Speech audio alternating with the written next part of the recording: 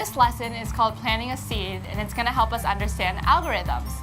Algorithms are specific instructions that explain the order in which to do something. Even everyday things like eating breakfast or brushing your teeth are algorithms. They require small steps to get a job done. Computers can be really smart, but they can only understand you if you tell them exactly what you want, step by step. The great thing about algorithms is that if you follow the instructions in order, you can do something that you didn't know how to do ahead of time. It's like following a recipe. Today, we're going to plant our own seeds using an algorithm. So first, we have to fill the pot with soil, right? Well, I don't think we have to put glue on the seed. Right. Create your own algorithm by cutting apart the pictures.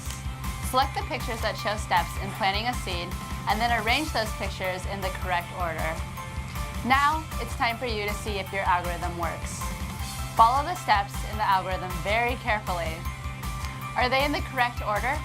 Did you succeed in planting a seed by following the algorithm? It's like programming with pictures.